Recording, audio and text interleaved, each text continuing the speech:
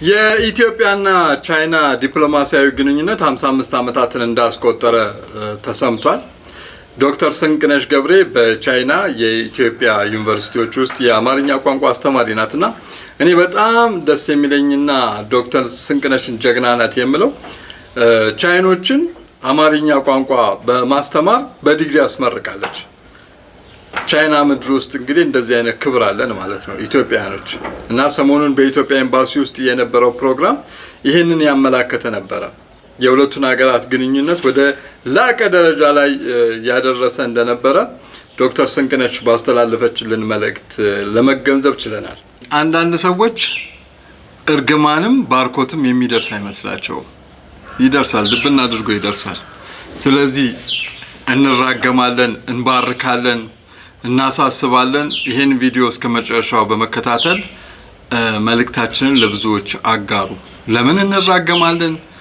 ለምን እንባርካለን? ስለምን ጉዳይስ ነው የምናሳስበው የሚለውን ደግሞ ከሚቀጥለው ቪዲዮ የምታገኙት ይሆናል። ተከታተሉ። ለዚህ ቤት ደግሞ አዲስ የሆናችሁ የመደመር ምልክቷን በመጫን ቤተሰብ ብትሆኑ ብዙ ታተርፋላችሁ ብለን እናስባለን።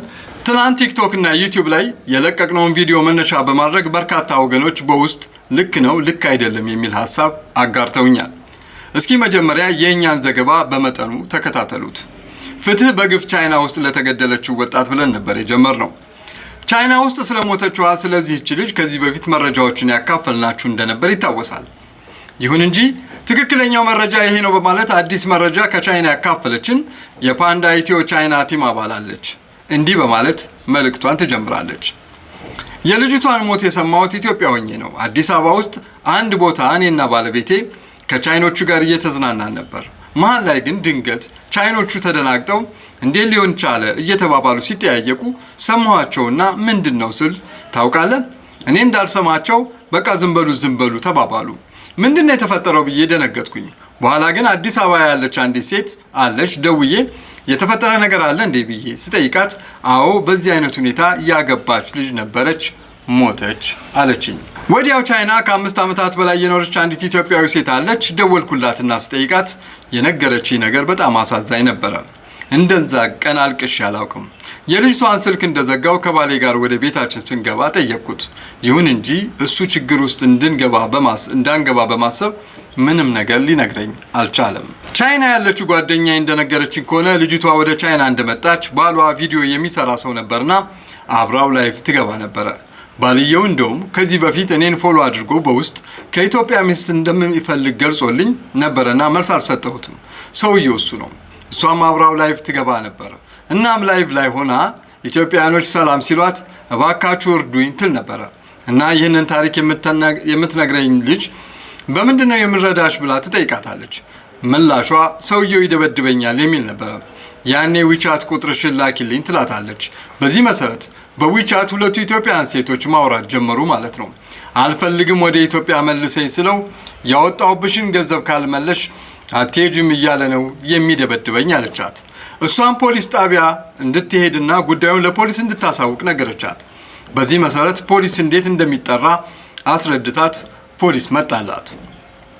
ቻይናዊ ባልና ኢትዮጵያዊቷ ልጅ ወደ ፖሊስ ጣቢያ ከሄዱ በኋላ የተነገራቸው ገንዘቡን እስክትመልስለት ድረስ ተስማምተው እንዲኖሩ ነበር። በዚህ መሰረት ወደ ቤት ተመለሱ። ልጅቷ ለምትረዳት ኢትዮጵያዊ ደውላ ፖሊስ ያላቸውን ሁሉ ነገረቻት።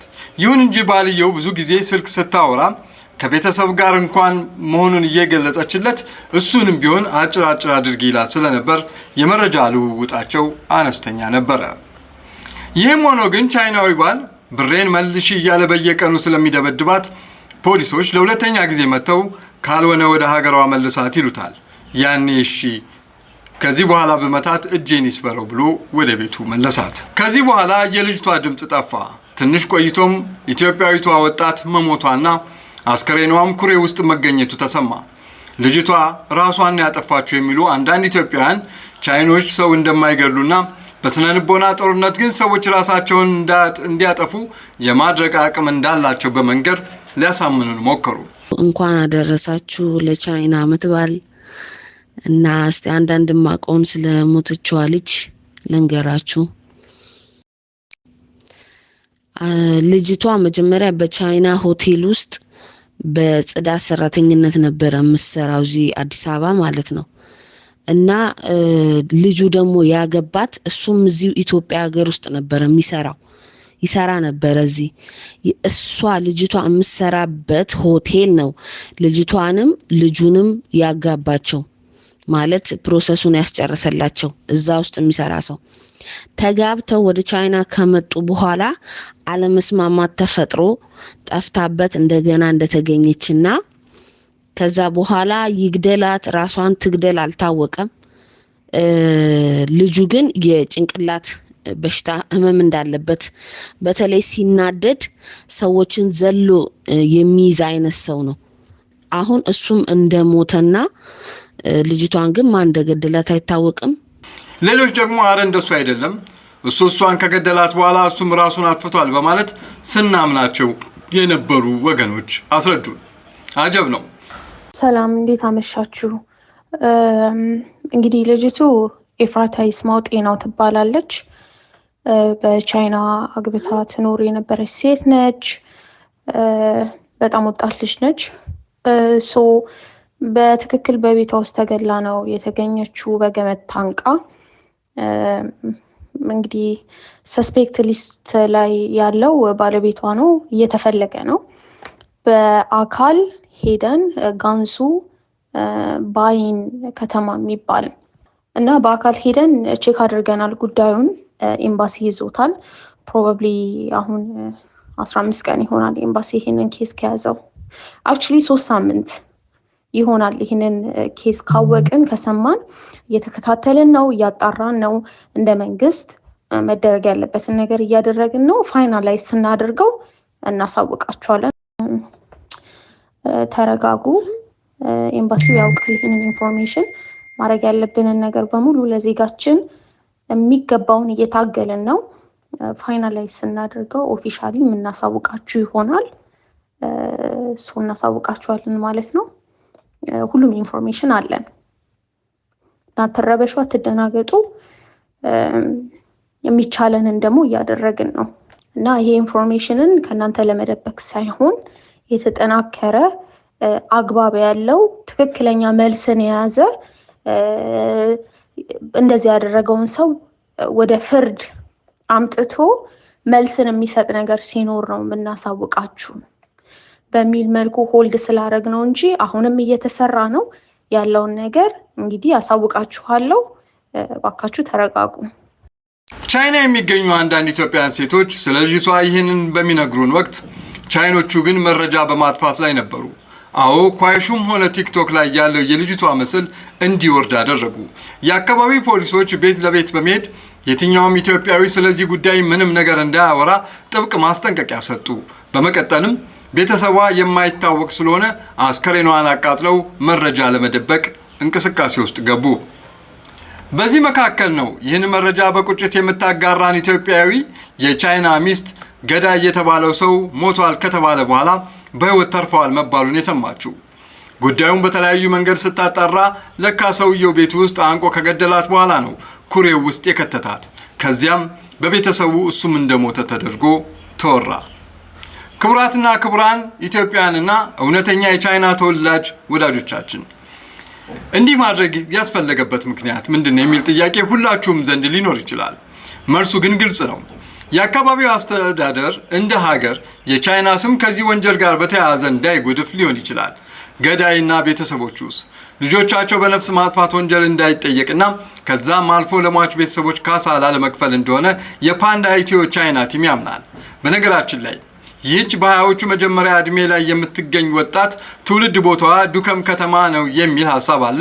የተነገረን እንደዛ በመሆኑ ቤተሰቦቿን የምታውቁ በውስጥ እንድታናግሩኝ በታላቅ ትህትና እለምናቸዋለሁ። በቅርቡ ዱከም ይኖር በነበረ ደላላ አማካይነት ተጋብተው ወደ ቻይና በመሄድ ሲሰቃዩ የነበሩትን እህቶቻችንን ነፃ እንዲወጡ ከፍተኛ ጥረት በምናደርግበት ሰዓት ቻይና ከሚገኘው የኢትዮጵያ ኤምባሲ ጋር እንደሚያገናኟቸው የውሸታቸውን በመግለጽ የበለጠ የልጆቹን መከራ ሲያካብዱ የነበሩ ዜጎች ገጥሞናል። እነዚህ በእግዚአብሔር እርዳታ ወደ ሀገራቸው የተመለሱ እህቶቻችን ጩኸታቸው ታፍኖ እንደዛች አሳዛኝ ልጅ የሚሞቱትን የሚሞቱበትን ሁኔታ ሲያመቻቹ የነበሩ ዜጎች ቁጥራቸው በርካታ ነው። ይህ በእንዲህ እንዳለ ይህች በምስሉ ላይ የምትመለከቷት ወጣት በአሁኑ ሰዓት ከቻይናዊ ባሏ ያረገዘችው ጽንስ በድብደባ በመጥፋቱ ሳቢያ ሆስፒታል የተኛች ሲሆን ይህች የባል እናትም ዕለት ዕለት ከሚያሰቃዩት ወንጀለኞች መካከል አንዷ መሆናቸውን መረጃ ደርሶናል። ይህችን ወጣት አጋብታ ወደ ቻይና ያመጣቻት ኢትዮጵያዊት ሴት ሰሚራ የተባለች ደላላ እንደሆነችና በአሁኑ ሰዓት እንዳትያዝ ሸሽታ ቻይና እንደምትገኝ ለማወቅ ችለናል። አዲስ አበባም መታ ሊሆን ይችላል። ይህ መልእክት ከተላለፈ በኋላ ዛሬ የታመመችውን ሴት በተመለከተ ከደረሱኝ መረጃዎች መካከል አንደኛው ይሄ ነው። እንግዲህ ይህንን መረጃ በተመለከተ እስካሁን ያቀረብኩላችሁን መረጃ በተመለከተ ሌላ ደግሞ ሀሳብ መጣ። ቀደም ሲል የተሰጠኝ መረጃ አለ፣ አሁን ደግሞ የመጣልኝ መረጃ አለ። የታመመችውን ልጅ በተመለከተ በእኔ በኩል ያለኝ ግምት ምንድነው? አንድ ቻይናዊ ወይም የዛ ቤተሰብ የቻይናው ቤተሰብ ቻይንኛ ከጻፈ በኋላ ወደ አማርኛ ተርጉሞ አካውንት ከፍቶ የላከልኝ ይመስለኛል። እናንተ ደግሞ አዳምጡትና መልእክቱ የማን ነው የሚለውን ነገር ትፈርዳላችሁ። ይህ መልእክት ከተላለፈ በኋላ ዛሬ የታመመችውን ሴት በተመለከተ ከደረሱኝ መረጃዎች መካከል አንደኛው ይሄ ነው። ሰላም ላንተ ይሁን ብሎ ይጀምራል። ዜናዎችን አያለው። የምትሰራቸው ስራዎችና ጥቆማዎች በጣም ጥሩና ሰዎችን የሚያነቁ ናቸው። ፈጣሪ ባርክህ። ግን አንዳንድ ሰዎች ከራስ በላይ ነፋስ ብለው ያስባሉ። ትንሽ ብቻ እውነት ይዘው የሐሰት ዜና እንድትሰራ ያደርጉሃል። ለምን መሰለ ሶል የምንኖረው ቻይና ነው። በጣም የተባረከ ባልና ቤተሰብ ውስጥና ልጅም ወልጄ ወደ 4 ዓመት ገደማ ሆኖኛል።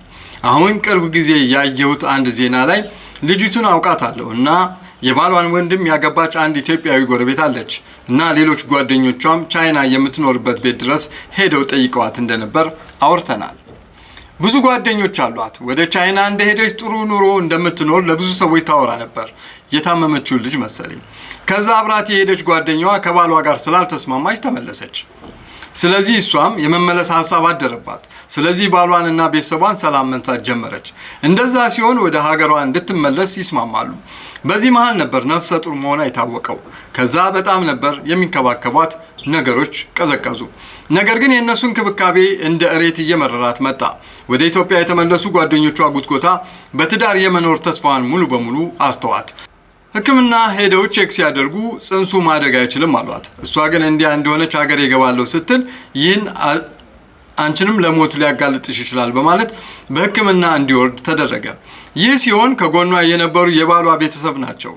ምንም እንኳን እናንተን አልፈልጋችሁም እያለች የባሏን እናት በተደጋጋሚ የደበደበች ቢሆንም እነሱ አልጨከኑባትም። እንድትታከምና የአንድ ወር ከምናምን ጽንስ እንዲወርድ ተደረገ።